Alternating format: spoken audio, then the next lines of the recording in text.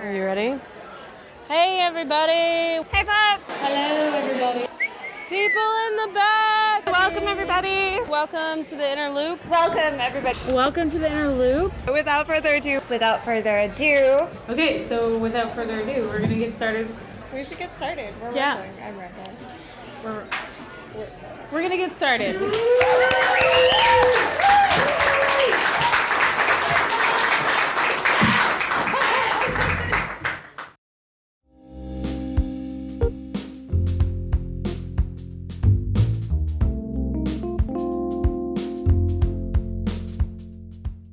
Welcome to the Inner Loop Radio. I'm Rachel Kuntz. And I'm Courtney Sexton. Thank you for joining us. If you haven't already, remember to subscribe to our podcast, leave us a review, and check out our website at theinnerlooplit.org. For any new listeners out there, here on the Inner Loop Radio, we delve into all things creative writing, whether that be inspiration or craft, publishing or editing, how to make a living, or just how we all sit down each day in front of an empty page. Maybe with crayons. Ooh, teaser. We invite friends and local writers onto the show to talk about their writing journey and what inspires them, or to delve deeper into craft. On today's show, we want to talk about researching your life, why research is important in telling your personal stories, and how it enriches those stories. I don't know why, Court, but I just get the feeling like you're going to have a lot to say about this subject. Yeah, I was pretty excited. I'm not going to lie. So tell me your thoughts. What's your thoughts? Oh my goodness. Well, I am a researcher by nature in so many different facets of my life. I think it stems from curiosity, which is what I think a lot of writers' motivation All stems writers, from, right? yeah. But at this stage in the game, it's also kind of a perfect blend of my professional life, or the primary part of my professional life these days as a scientific researcher. So I'm just saying on behalf of all of our listeners out there, like, when is the hybrid dog memoir heart situation book coming out? I would like to know as well. Yeah, so that's something is going to happen along those lines. But yes, it's a scientific life, but also, I was trained as a historian, and so you always have this kind of like threads that you need to follow. And sometimes for me, the hardest part is not going down another rabbit hole in the research, knowing when to stop researching. I know. And start I feel like writing. we've talked about this subject on the show before, and I feel like that always comes up. Yeah. How do you know when to stop? Yeah. How do you know how deep to go? Because honestly, like, you could research forever. I just want to back up and say, like, we're not just talking about research and nonfiction in general, because obviously that's relevant, but I wanted to talk about specifically like researching your for life, a novel, your life. Oh yeah, because our listeners out there might not immediately think research when they say I'm going to write about my life, because what do you know more than your own freaking life? Like, I don't need to freaking research this, but I think there's something important about putting your story in a wider context. Absolutely. And like, all writing is trying to find the universal and the particular. But part of that is kind of like putting it in context for the reader and allowing them to connect, not just on the human level, but sometimes you just need little like road signs along the way that say like, hey, that thing you were experiencing at this time, like say 9/11 or other giant cultural like flagstones, touchstones, that's what I'm looking for. This is what was happening to me while we were collectively experiencing this, and kind of giving people like little road signs along the way. Because that's how we generate those connections with people who otherwise have disparate lives. Right. But back to your point too, it's like, yeah, we think we know our own lives really well, but our own lives are so influenced by our parents' lives, for example, or the towns where we grew up. And we don't know the complete histories of those. We weren't experiencing them. Yeah. So yeah, finding out, what those stories are inform our own stories, whether we're going to write about them or not. I think having that self-awareness is helpful as a writer, period, because then you can empathize with whether it's characters you're creating or other people's stories you're telling, like knowing what are the things that we need to know. Yeah. It's funny. I'm taking a screenwriting Oh, course that's with right. Aaron Sorkin's masterclass. Yeah. How's that Mhm. going? It's interesting. It's fun. I really like hearing his perspective, and it's very clearly his perspective because Sure. his writing is so different than pretty much every other screenwriter's way of writing. He writes super fast, quippy dialogue, Yeah. and it's very dialogue heavy. But it was interesting. He was saying he didn't really believe in character sketches because you're just writing if it's not going to end up in the screenplay, you're just wasting your time and spinning your wheels. Oh, I don't know how I feel about Controversy. that. Yeah, I Ooh. know. I was like, this is controversial. But he was basically arguing for not going down this rabbit hole of deciding what your character's favorite color is. I mean, in context of our upcoming guest, that might Sure. be relevant. But coming up with all these details that are never going to make it into the script. And he was kind of saying he doesn't go and do character sketches because the story is what influences who the character is. Is sure. Um, I can get that. so Aaron Sorkin versus Courtney Sexton, go. Well, no, what I was going to say before is I think that one way to avoid the rabbit hole is to start first with a frame, right? Mm. Give yourself a structure and constraints and say, this is the type of person I'm writing about. This is the type of place I need them to be in. And then kind of find what are examples of those that would be good places to start my research and kind of ground me a little bit. Mhm.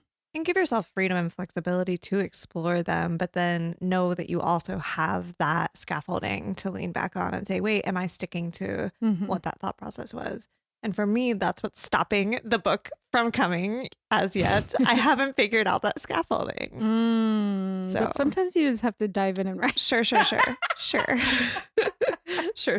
I also feel like I should clarify on behalf of Aaron Sorkin because he really needs me on his team. That he's actually a deep, deep researcher. I'm sure. Of the Yeah. wider context and also deep, deep details about. He loves to include very industry specific Right. jargon Those, to well, make the character sound really smart. Well, that, and also I feel like there's those little, Easter eggs for the one person who is going to know what he's talking about, right? And that's Yeah. the nerd in us loves that. Yeah, the nerd in All of us. That's another one of those connecting points, those touchstones. So Yeah, and finally, I just want to say, I feel like you can't underestimate how much the story of the world right. influences your personal Of story, and course. so really integral in telling your personal story is understanding the wider Absolutely. context that you were living in. And I think that gets lost a lot, especially in this day and age. Well, it's really easy to just skip that part because it's Right. too much work. And because everyone is super important. Everybody's super important. I Yeah. actually believe that. Another discussion for another day. Anyway, let's get more on this subject with someone whose book really exemplifies what we're discussing. Up next, we'll hear from this month's Author's Corner Spotlight. Stay tuned. Let's gather. Gather, please. If you can gather in. Gather round for the second half. And we're going to get started. We're going to get started. We'll get started. We're officially getting started. Not teasing you this time.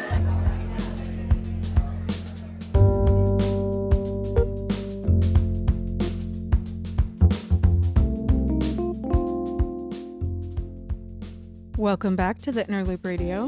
We've been discussing the importance of research in telling a personal story, and now we'd like to welcome John Kropf, author of Color Capital of the World, Growing Up with the Legacy of a Crayon Company from University of Akron Press, and our June Author's Corner Spotlight. Welcome, John. Thank you, Courtney, and thank you, Rachel. I want to say, first of all, I am a huge fan of the Inner Loop. Thank you. And you all have, I've been following you for years, and I think you fill an amazing cultural service to the DC area. So I've been going to your events and enjoy them immensely. Thank you. You. That's so Well, nice to hear. We're super excited to have people like you who've been long time Inner Loopers. So I am really excited about exploring this topic with you, but I thought we'd do things a little differently this time and maybe have you read a little something from your book so we can have it in our minds as we talk about it. Yeah, I like it. Great. I'd be happy to start. And what I'm going to read from is really the very first 2 pages of the book. And this is kind of a surprise, but every chapter is named after a color, Mhm. uh, Lovely. crayons color. So the very first chapter, chapter 1, is called Pink Piano. And I'm going to read Ooh.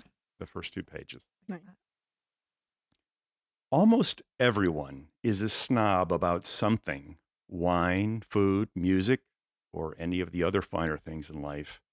Me, at the age of 5, I was a snob about crayons. I judged the crayons of those few classmates who didn't buy the hometown brand American crayons and thought to myself, those Biddy and Smith Crayola crayons aren't any good.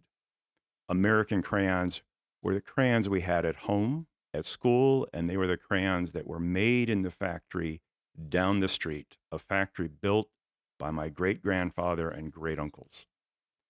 From my earliest memories, crayons were plentiful in our house. My older sister Anne and I had the basic 8-pack boxes, plus wide 16 packs and the 24 packs, both at home and at our desks at school.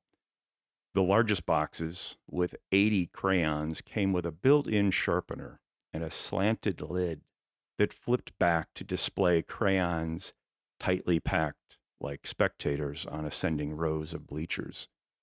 After a few sessions of coloring, the crayons' neat points were worn down to stubby ends, and some paper wrappers had peeled away, leaving naked, waxy cylinders of color. The well-ordered arrangement became a chaotic, incomplete spectrum. Anne and I had such an excess of crayons that my father would collect them in plastic buckets and store them in our unfinished basement, along with a large spool of blank newsprint hung under the stairs. We would unspool a few feet of newsprint at a time, tear off the sheet in ragged edges, and draw like mad artists on the concrete floor. Anne selected a lot of blue and turquoise, drawing dolphins and flying blue whales and sea creatures with long curly-Q whiskers. She used black to outline the hulls and smokestacks of the great ocean liners of the early 20th century. She added wings to the Titanic and the Olympic and the Normandy and showed them flying through the clouds with flying whales. For the long, circuitous race courses that I drew for my dinkies, I needed brown and green to fill in trees. When I finished drawing, I would stage races between my steel matchbox cars, with racetracks running the length of the newsprint. We never cleaned up, leaving loose crayons strewn about and giant wads of crumpled newsprint littering the floor. Sometimes Anne would tape her works to the bare cylinder block walls, recalling the prehistoric murals of the caves of Lascaux, France.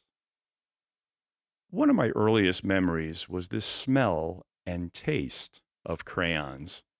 After long sessions of coloring, I stuck my face into the bucket of crayons and inhaled the waxy crayon smell to get a crayon high. I drew blue racing stripes on my arms, or gashing red wounds on my face. I plunged my hands in the bucket past my wrists and agitated the crayons, pulling up fistfuls and letting them spill through my fingers like a mad miser with gold coins. The flakes wedged under my fingernails and marked my hands and wrists with random colors, making it look like I had some strange skin disease. I unwrapped my favorite colors, blue and green, and bit into each, but both had the same waxy taste. The crayons in the buckets bore my teeth marks. One night after dinner, when Anne and I were 8 and 6, my mother said we could draw with our crayons on the dining room walls. The room was large enough to hold a dining room table that seated 12. I can't remember what I drew, but I drew with gusto. Anne drew wild, imaginative animals and more ocean liners. My parents joined in, recreating familiar doodles from their childhood.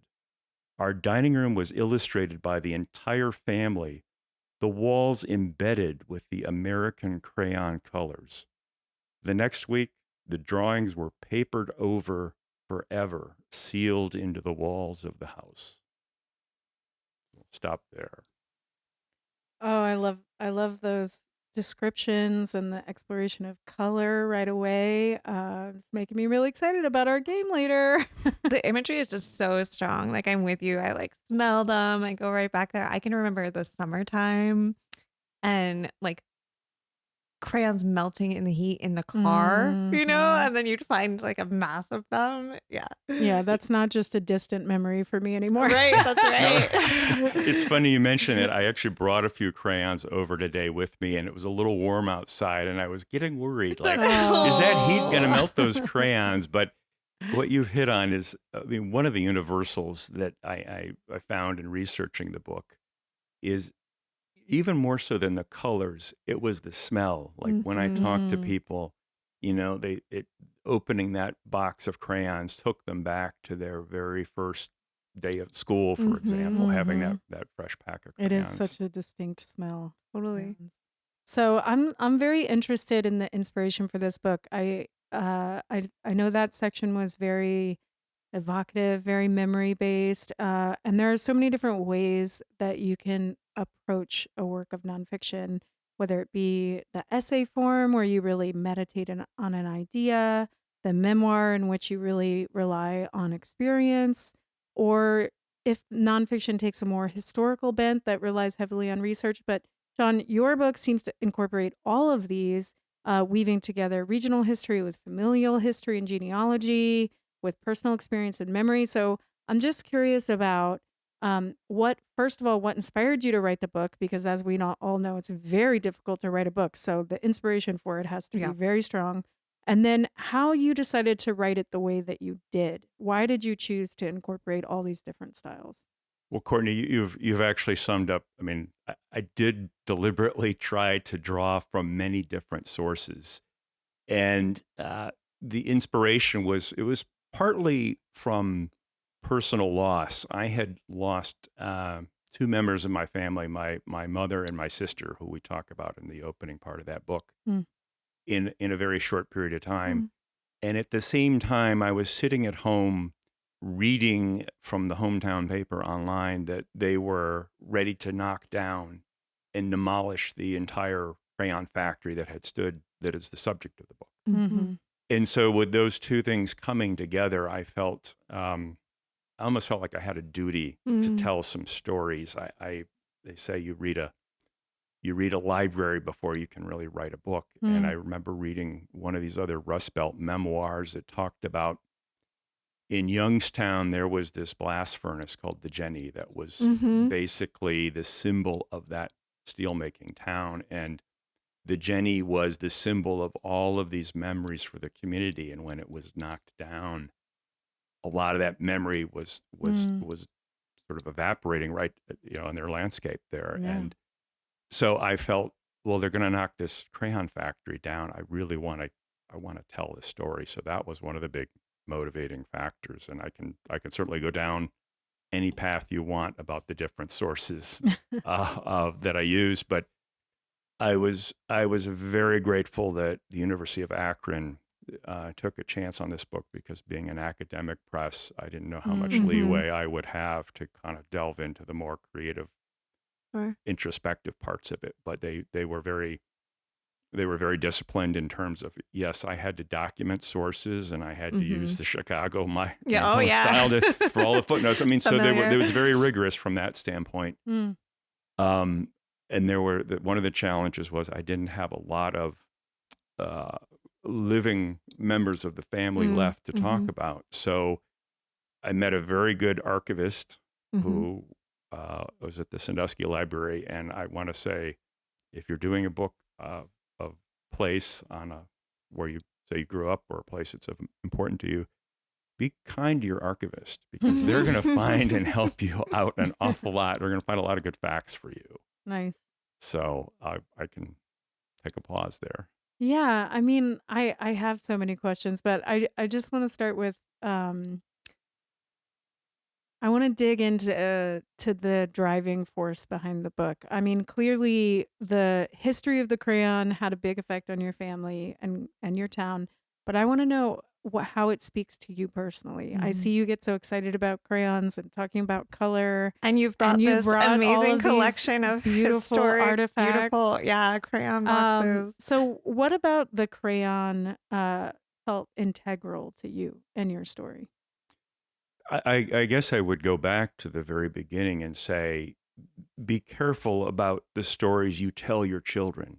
The the stories the stories that I'm drawing from were told to me. They're some of my earliest memories. I remember hearing them. I had a grandmother who was in one of these crayon families. We would go to her house, Sunday afternoons for dinner, and she would tell these stories, Mm. as would my mother. And when you're a little kid, these things embed on your psyche, like a chick getting imprinting Definitely. on Yeah. its mother. Yeah. So I carried those stories with me for decades. Mm. And in the book, I sort of, at a certain point, I kind of give up on this, thinking there's there's nothing left for me here. I want to try to get away from this and make my own life. I come down to Washington, but Mm. when I had those family losses, it really rekindled those stories. So the stories were the starting point, and in terms of the crayons, um, it, they represent a repository of happiness for Mm. me. It's just, I remember being down in the basement, cinder block walls, concrete floor, and you're just drawing like crazy. You're losing yourself in that. And I think I always wanted to carry that piece of me along and finally be able to tell it. Um, Mm. I think then the last thing I'll sort of mention is also I want to pass down these stories as well to my daughter and whatever Mhm. generations may come after. So I'm hoping I'm not dodging your question too Not at much. all. No, It's it's beautiful. keeping yourself alive, right? In a through it's not an artifact. I like that repository. I think it's a really cool way to look at it. It's also these in terms of the memories that imprint on your mind, right? Um, that image that you read from of getting the chance to color on the walls, that wouldn't have been allowed any other time Yeah. except for before I painting thought my them. parents had lost their They minds. lost It's like, it. we're going to color on the Yeah. walls. I remember very distinctly growing up, we had just moved into the house that I eventually spent all of my childhood in. And I think it was before we had refinished the floors or something like that. We had this massive water fight that carried from the outside inside to eventually there were just buckets of water flying around the halls. And it's like that would never, ever stand any other time. So, like, I think those things that can draw you to those moments that seemed so happy and lovely and, carefree during your childhood are so important. Mm. And maybe the other thing I want to come back to is, I mean, there were multiple sources. I was lucky to have a lot of artifacts that came down from the family, the records about the company, Mm. um, and then be able to reach out. I actually used social media for some of my Mm. Oh, research. cool. There were some very active local groups. If you say, "Hey, does anybody have a story about the old crayon Mhm. factory?" They were coming out of the woodwork Mm. to share stories, and so I mined some of that. And then another source I would mention is just the artifacts themselves. Mm. I love a good. I'm pointing to my crayons Yeah.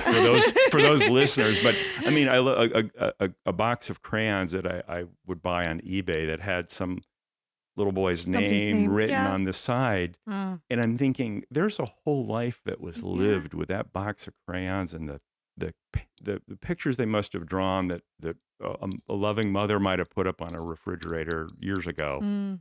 There's a lot that just kind of flows out of that artifact. Mhm.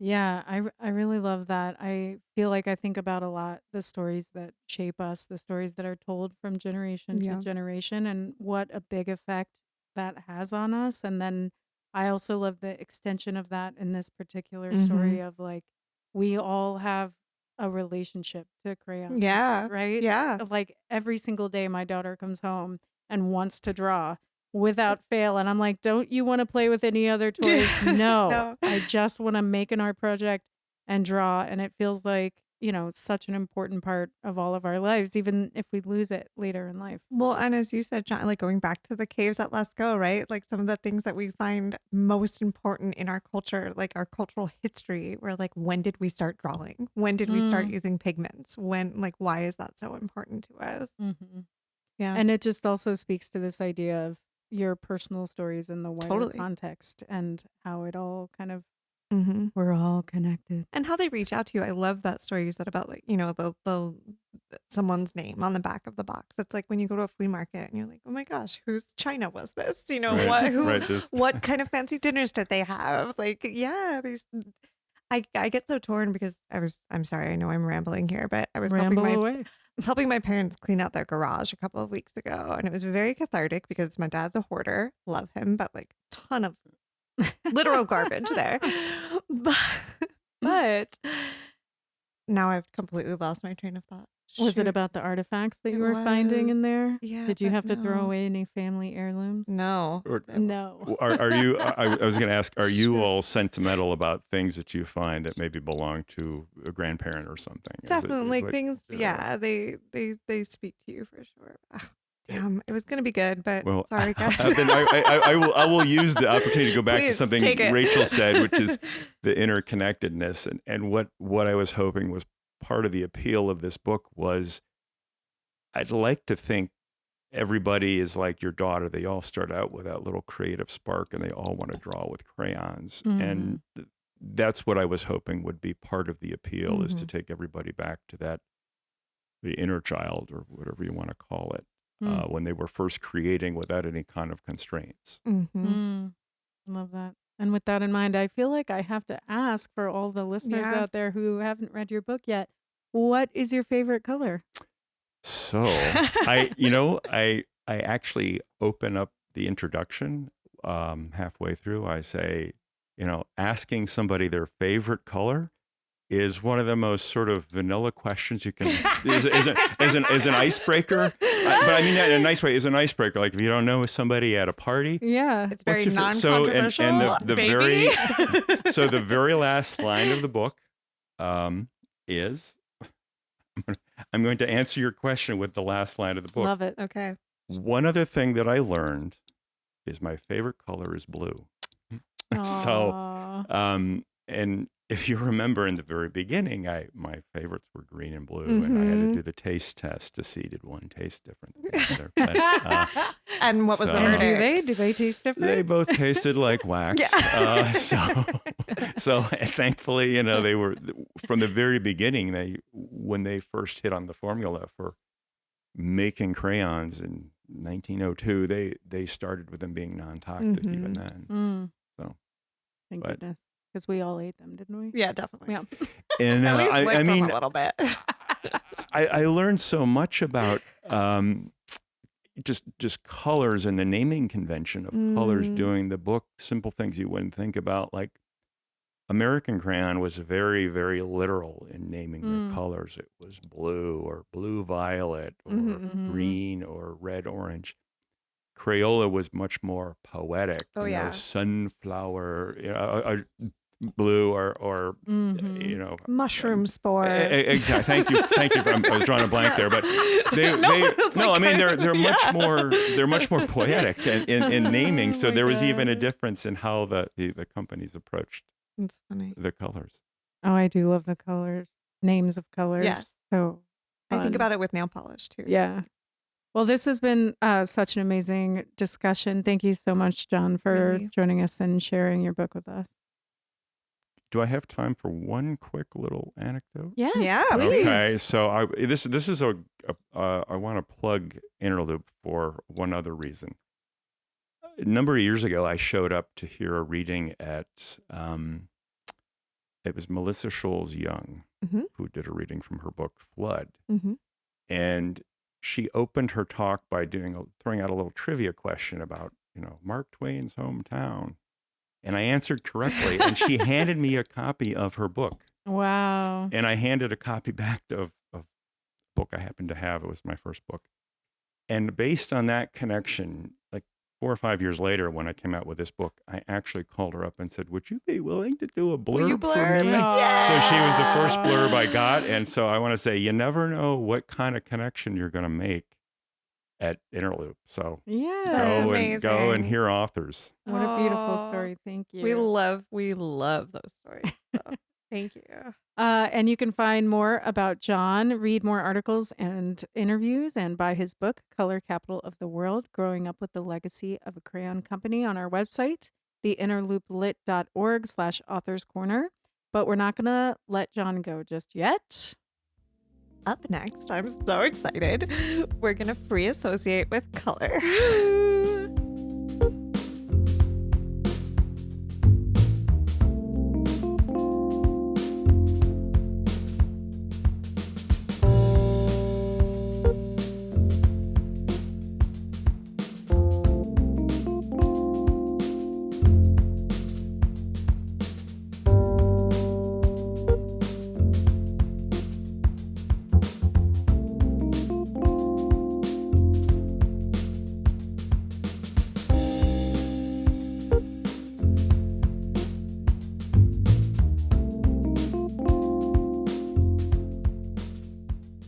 Welcome back to the Interloop Radio. We turn now to a little free association game.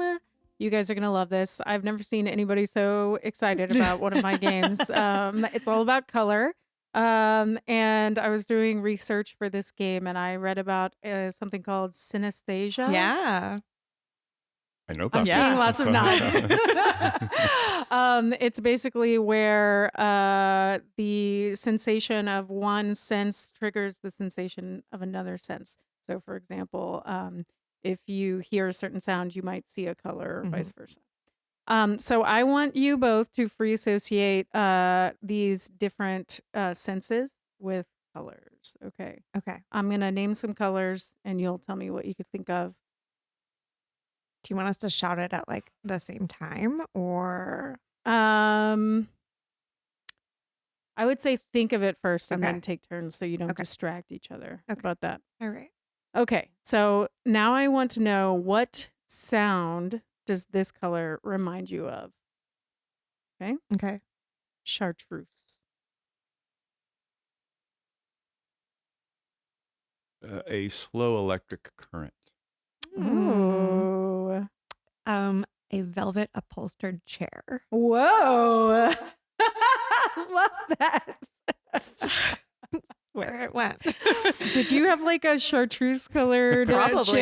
in your childhood or something? my grandmother lived in one of the early like developments in the like the 50s, 60s, and everything was like orange and green and pink, Bright, you know, like super bright. yeah. That's amazing. Okay, here's the next one. Ready? What sound do you think of? Periwinkle.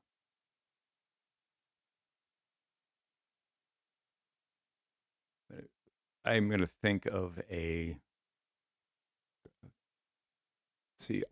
like a swallow or a bird making, a bird sitting in a tree. Chirping or just Chirping. Chirping. Periwinkle, just like it's a small bird. Not making, it's a very high noise. Ooh, love it. I definitely also went the nature route. There's something about it's like kind of calming and small, but if a flower unfurling had a sound, it would be periwinkle. I love that. Yeah. I also thought of the sound of like wind blowing Yes, through wind also. reeds or something. One little quick aside is I knew a girl in college who had a convertible VW Bug, and she called it Periwinkle. Amazing. But I wasn't going to go love there it. That's with okay. that one. I named my cars too. So, All right, one more for sound. Ready? Cobalt.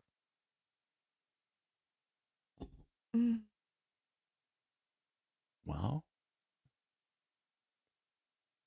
I think of like maybe this is not much of a stretch, but just like hard, shiny plate of steel. I was just thinking Yeah. the same You know. thing. I thought of like drums, but mostly I think that's partially because cobalt kind of sounds like a drum. Bump, bump. Yeah. I like it. Mm. Okay, let's do smell. Okay. What color, what does this color smell like, or what smell does it remind you of? Ready? Scarlet. O'Hara? No, it's not a Not that smell. kind of free Not a association. A smell. It's gonna sound gross, but I was gonna say blood. Oh, okay. No, I'm going to do the very obvious, which is like roses. I think of the Grateful Dead, Scarlet Yeah, yeah, Begonias. yeah, I think for of a sure. flower. Nice. So. Yeah. We Garlic. were very different, even though they were both obvious. Okay. I don't Nothing? really. No, nothing's coming. Nothing. Ohio State, Scarlet and Gray. There we go. It's like, All right. How about what? Indigo.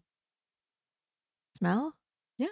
This one's harder. Courtney's like, I can't do this. What if I showed you the No, color? no. Would it help? Oh, actually, Yeah. maybe. Ooh, there's a good color. Smell. think of like, I don't know, smell. Think of a sea breeze, but that's not really. Most I That's don't a know. smell. a lot of these for me, it's like they're like floral association, right? So like, Indigo is not a common flower color, though. no, but It's a Doesn't feel happy. obvious. I'm It a is happy warm, association. I'm trying right? to think of what that would be, but something positive. Um, I like the smell of the ocean as an answer. I feel like that feels appropriate. I think that gets I'll caught up so stick much with my in answer. like blue green, right? Like just because that's Mm. how we always depict it. Mm. But yeah, I All right, like how your about this? creativity there. It smells Tom. too hard for you guys. How about shape? Let's do shapes. Oh, Okay. So what shape does this color take? And you can just show this out. Ready? Okay, yeah. Red. circle. Yeah, I feel circle on that. Blue. Square. I'd go with a square. There's this famous painter who had synesthesia. And he actually thought the opposite. Interesting. Yeah, he thought red was masculine and square, and blue was feminine. You know, there's a lot of studies in like child development literature that get into this, like Yeah. with preschoolers, like Yeah. how they, how they associate shapes as good guys or bad guys. Oh yeah. And a lot of it has to do with the organicness of it. Like a circle is more organic, so it feels safer or better. feminine, if Yeah. you will. So I'm going to volunteer something. If it's too personal, No, you please. can take it out. But I know about synesthesia because my wife has synesthesia. Ooh. Is she like a true Well, synesthetic? in this way, it's that if you say a name to her, like if you say your name, she Cool. sees a color. Like Whoa. Like an aura?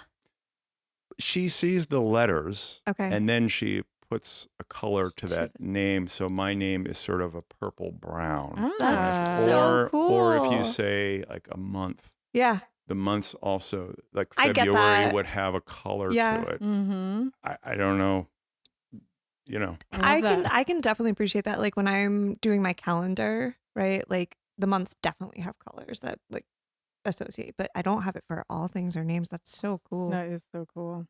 All right, let's move this along to connect it to Sorry. writing. No, Oh, I'm okay. loving all of this. I'm loving all of this. Okay. So I'm going to name some famous writers, and you can tell me what color they are. Okay. Okay. But are we talking like Crayola colors or American colors? Dealer's choice. Okay. You can be very literal. You can be very poetic. It's up to you. Okay.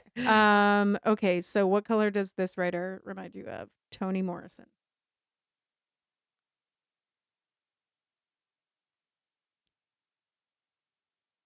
You guys are overthinking it. I'm gonna say purple. Yeah, but, because I mean, like, how do you not say like I mean, purple? that purple's kind of obvious, but I Yeah. was trying to be like, well, I know purple. it's hard. Yeah. James Baldwin. Ooh. I get green vibes. Maybe even chartreuse. I was thinking like a really dark red. Okay. I'm thinking of bluish. Don't All know. right. Sylvia Plath. Ooh, black. Black, all black. All black all the time. I'm trying to break it. I'll go with black. Okay. How about famous books? Here we go. Okay. Ready? Moby Dick. White. White. The great white whale. Yeah, but I thought White. blue because of like the ocean. ocean. The ocean. Yeah. I'd have to say white is Yeah. my first For White was sure. the first one. Okay. reaction. The Satanic Verses. Red. Yeah. Red. Dust. Again. I think What? just I blood, mean, yeah. is It's it like okay, to the lighthouse. Oh. a golden Yeah, definitely. yellow. I For just think of the sure. beam of the Exactly. lighthouse. Yep. I like that. Yep. Okay. Finally, I'm going to read like a little section of a poem and you tell me what color Okay. you think of, okay? I'm going to start with What do we know what the poem is? Yeah, Okay. even though it might color. Maybe I won't tell you. It might color our perspective. But oh, Oop. Courtney literally but okay. Here we go. Wait, who am I looking at? Okay. If I told him, would he like it? Would he like it if I told him? Would he like it? Would Napoleon? Would he like it? If Napoleon, if I told him, if Napoleon, would he like it if I told him, if Napoleon? Would he like it if Napoleon, if I told him, if Napoleon, if I told him? If I told him, would he like it? Would he like it if I told him? Now, not now, and now, exactly as kings, feeling full for it, exactitude as kings, so to beseech you as full as for it, exactly, or as king. So you always go there. I feel like I haven't talked about Gertrude Stein in a while, and I felt it was time to circle back. I have two answers. Yeah. One is purple. I think purple is Royalty. associated with royalty or Sure. rulers. So there's the kings were mentioned in Uh-huh. there. And then the other one is maybe a little less obvious. I think of a pastry, Napoleon. Oh, yeah. Brown. So I think brown. Like, Okay. but Uh-huh. sorry, because Napoleon is just like the mantra of that. Yeah, So totally. I felt like I actually we covered a spectrum. In No, that you were poem. like seeing all kinds of colors. Yeah, but Tell me. all Mm. like deeper kind of earth tone, like nothing like bright and exciting. But like at Earth first tones. I was like, great, but not like mossy green. It was like a green, but it like went from green to blue and then into like browns. And then I was seeing the purples also. It was like kind of in that like, I don't know, not I like it. cool, but not Earthy, like earthy pastel-y, tone. earthy. I like it. Yeah. I like it. I'm into it. Okay, here comes another one. Ready? Okay. So, what happens to a dream deferred? Does it dry up like a raisin in the sun, or fester like a sore and then run? Does it stink like rotten meat, or crust and sugar over like a syrupy sweet? Maybe it just sags like a heavy load, or does it explode? Yeah, like when the first line, I was like, well, like pruny green raisin was like, color, I can't get you just raisin out of my cannot- Yeah. yeah, it pulls me in a lot of directions. Yeah. But I'm just gonna go with the dream, and with a dream, I just think of a Ah. very light, gauzy yellow. Okay. I like it. That was Langston Hughes, everyone. Okay, I'm going to leave it there. I feel like that was like a fun activity. It was. Absolutely. It was harder than I thought it would be. Yeah. And I feel like it's nice for writers because we always have to remind ourselves to use all five senses Yeah. when we're writing. And so it's nice to be able to free associate between senses. Absolutely. Well, John, thank you so much for joining us Yeah. and for playing our little game with us. It was a pleasure having you. Oh, this was a lot of fun and probably the most fun I'll have all day. Great. That's our show. We'll be back next Monday with our Just Checking In series, where we give our writer friends a call to hear how their writing lives are going. And if you want to learn more about The Inner Loop and all of our programming, visit us at theinnerlooplit.org, where you can also donate to support us and local literature. Follow us on Facebook, Instagram, and Twitter at The Inner Loop Lit. Today's episode was produced by me, Rachel Kuntz. Our theme music is by Andrew Logan, and our technical advisor is James Skinner. Thanks again to John Kropf for joining us on the show. If you enjoyed today's episode, try a color by number to express your appreciation. Or better yet, leave us a review. Such as, the Inner Loop Radio sounds like the burgundy sky just before the sun tucks itself in for the night. Aww. And don't forget to subscribe. Subscribe so you can get inspired, get focused, and get lit on the Inner Loop Radio. Happy writing! Right on.